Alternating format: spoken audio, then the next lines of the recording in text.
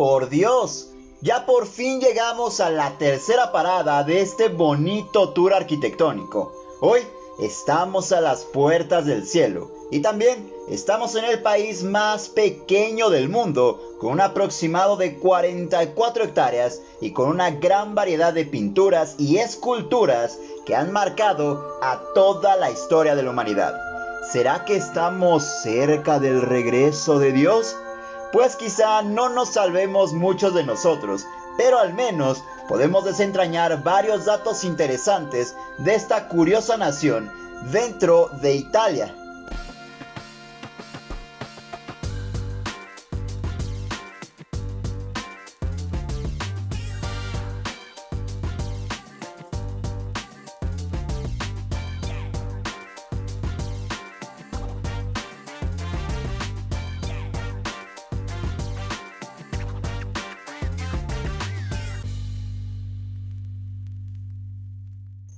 Dios, el Espíritu Santo, la Ciudad del Vaticano, católicos, latín, peregrinaciones, Biblia, templos, iglesias, Eucaristía y mucha historia religiosa. La teología más estudiada, más profesada y más relevante en la historia, tiene una de las arquitecturas más peculiares, pues no solo hablamos de un pequeño país que está rodeado por la nación italiana, sino de la religión que ha influenciado también a la política, la historia, los avances y la cultura. Y bien, lo primero será localizarnos, porque estamos ubicados en Europa y hablamos de un enclave a diferencia de los demás países que hemos visitado. Y un enclave es nada más y nada menos, o en palabras simples, es como un pequeño grano en todo el territorio italiano, como ya lo habíamos comentado. Tiene una bandera amarilla y blanca con un peculiar escudo que resalta a la religión y a su máxima autoridad. Es uno de los 6 microestados europeos, con una forma de gobierno basada en una teocracia organizada, básicamente como una monarquía absoluta, donde el máximo poder es Dios. Bueno, no es así. ¿O sí? Pero no estamos aquí para hablar de su situación religiosa. Ahora sí, vamos a conocer un poco sobre la situación de este pequeño territorio a lo largo de su historia, el cual, como dato curioso, sí cuenta con una liga de fútbol y con una selección conformada por voluntarios de la Guardia Suiza, miembros del Consejo Papal y por guardias de los museos. Es interesante, ¿no? Pero bueno, vamos a adentrarnos en la historia. Fue en este lugar donde se tiene registro, o al menos información, de la crucifixión de cabeza del apóstol San Pedro, para posteriormente pasar sus restos a las afueras del Circo de Nerón, en la colina vaticana. Y es aquí, en esta narrativa, donde la arquitectura comenzó a volverse simbólica o tomar este aspecto para la humanidad.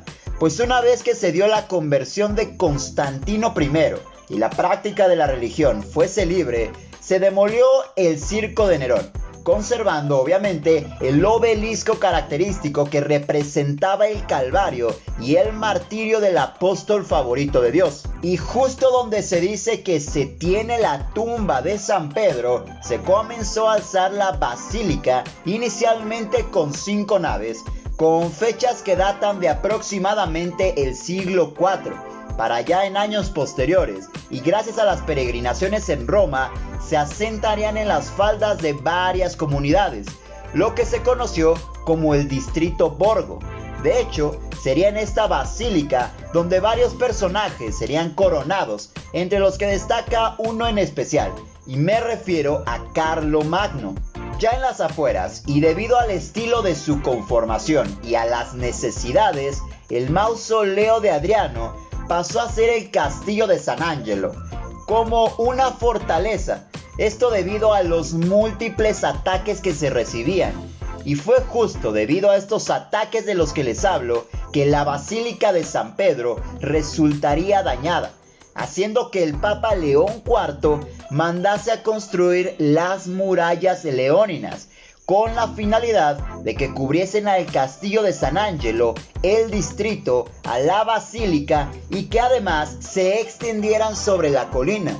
Y como todo diseño urbanizado, se continuaron con diversas modificaciones a lo largo de los años y de manera más o menos paulatina, aunque sería para 1368 que nacería el primer indicio, o al menos tendríamos los primeros rastros de una capilla peculiar al costado de la basílica principal y que además funcionaría como una fortaleza, para ya después, gracias al Papa Sixto IV y entre los años de 1471 y 1484 se realizaron restauraciones debido a su precariedad y a que el material que predominaba era la madera en muchos casos. Y a este se le dio el nombre de Capilla Magna, diseñada por el arquitecto italiano Baccio Pontelli y supervisada por el arquitecto Giovanni Dolci. Tiempo después, y en la época del Renacimiento, sería decorada por varios frescos en sus bóvedas, como la de un tal Miguel Ángel. ¿Me dices Miguel Ángel? Michelangelo. Bueno, quizá lo conozcan debido a la creación de Adán.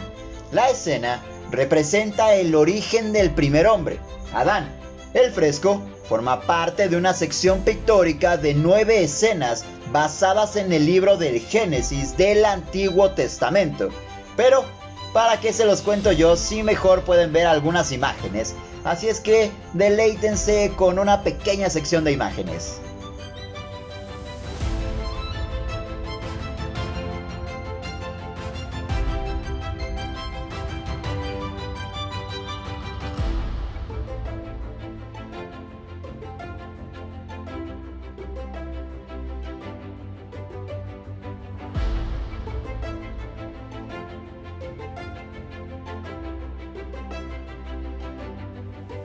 Y bueno, después de haber visto esta galería pequeña de arte que les dejamos, vamos a la capilla. Pues esta es un edificio alto y rectangular, con medidas interiores de 40.9 metros de largo por 13.4 metros de ancho. Y estas dimensiones están descritas del Templo de Salomón según el Antiguo Testamento. A diferencia de otras obras renacentistas, no cuenta con detalles arquitectónicos sobrados o elegantes. No hay puertas o accesos exteriores múltiples. Solo se puede ingresar a través del Palacio Apostólico. Pero alto, no tienes por qué darle pausa al video, salirte e ir a investigarlo a cualquier otro lado. Vamos a hablar de su interior. Pues hay un dicho que dice que mejor conozcas a una persona por lo que es desde adentro. Así es que vamos a conocer a la capilla por lo que es desde dentro. Aquí hablamos no únicamente de acabados de lujo, sino de pinturas y de simbolismos magníficos. Vamos a voltear la vista hacia arriba para empezar a admirar la arquitectura, pues el techo de la capilla es una bóveda de cañón rebajada, con lunetos que rodean los arcos de las ventanas.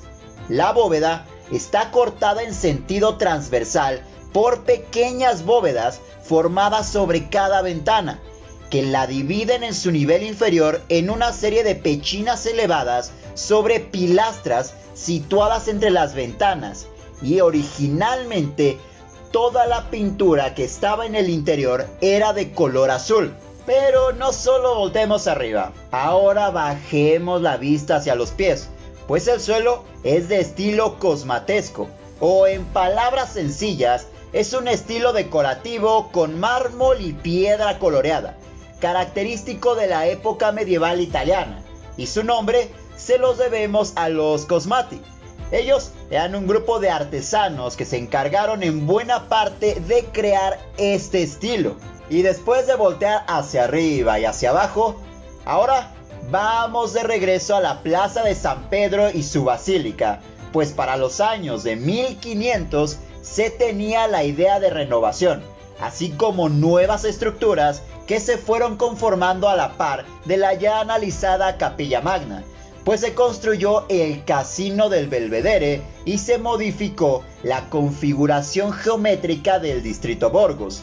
Además, de que se desecharon planos antiguos de ampliación según Rossellino y se ocuparon las ideas de Donato Bramante con visiones incluidas del Papa Julio II, inspiradas en las 5 cúpulas de la Catedral de Venecia y en la cúpula del Panteón de Roma. Pero como bien se imaginan, tantas obras necesitan de dinero. Básicamente necesitaban financiarse de algún lado. Y es justo aquí donde no solo las ofrendas de los creyentes servían, sino también el pago de las indulgencias para librarse del pecado. Así que con unas moneditas podías hacer un negocio y librarte del infierno y llegar al cielo. O al menos así lo hicieron ver, cosa que durante mucho tiempo hizo que a la iglesia se le viera con malos ojos. Así que después se vendría un periodo de cambios, ya para el siglo XVI más o menos.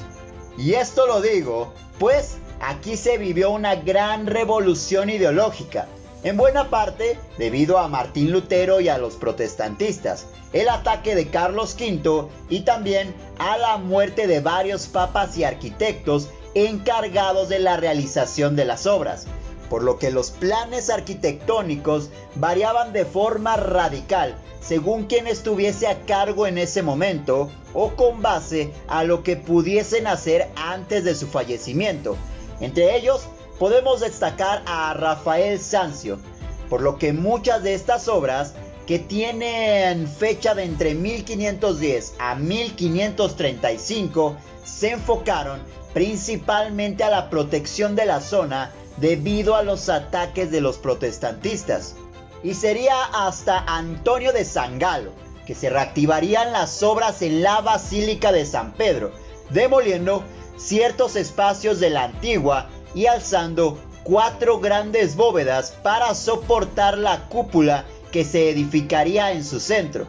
Y una vez muerto, asumiría el liderazgo de la obra y de todas las construcciones Miguel Ángel, con un plan cercano a los deseos de Bramante, y además se daría la culminación del patio conexión del Belvedere.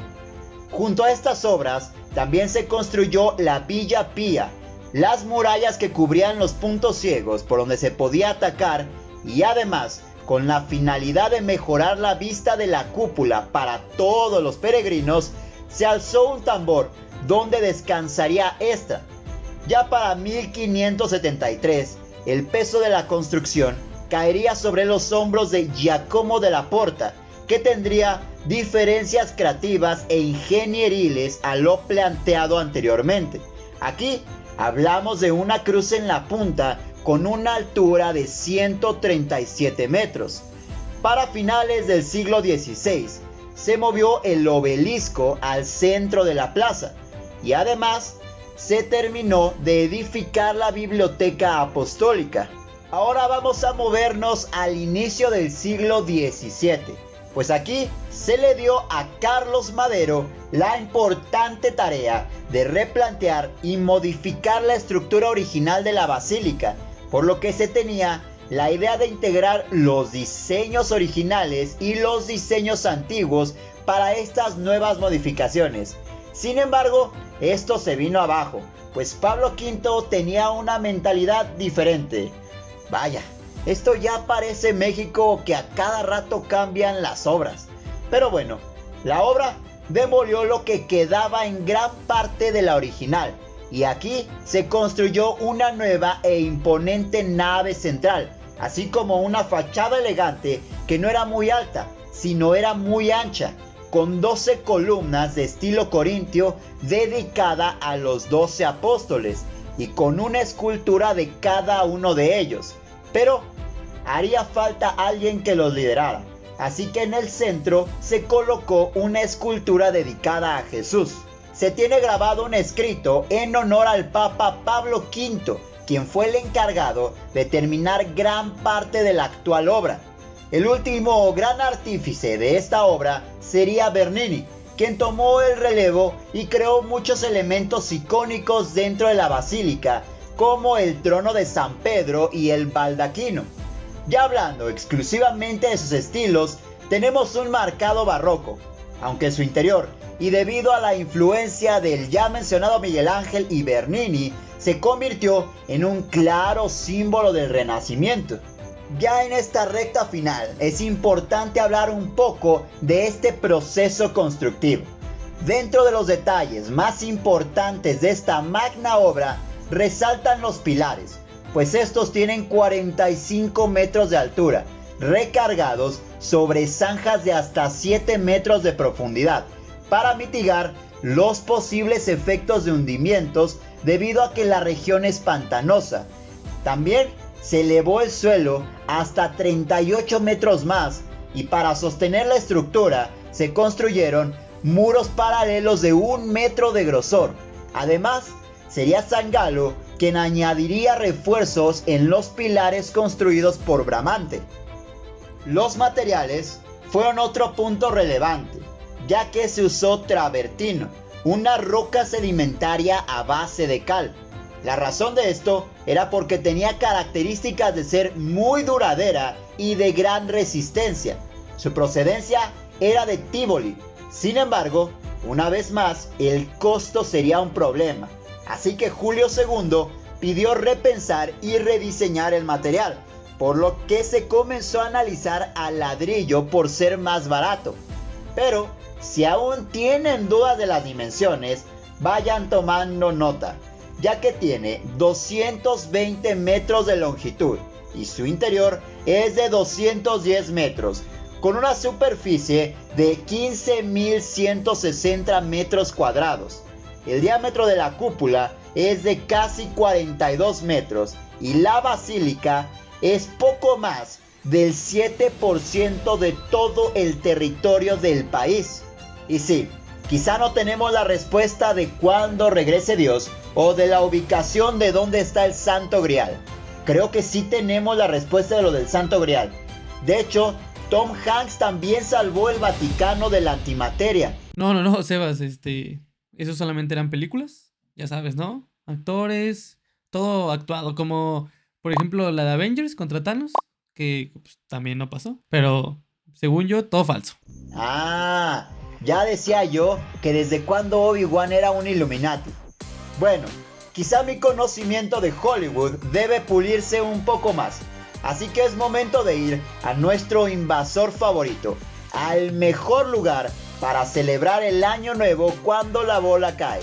Como ya saben, yo soy Sebas y seré su guía turístico a lo largo de esta serie de videos, para que juntos desentrañemos los misterios de la arquitectura, de la historia, pero sobre todo para que juntos vayamos construyendo el mundo.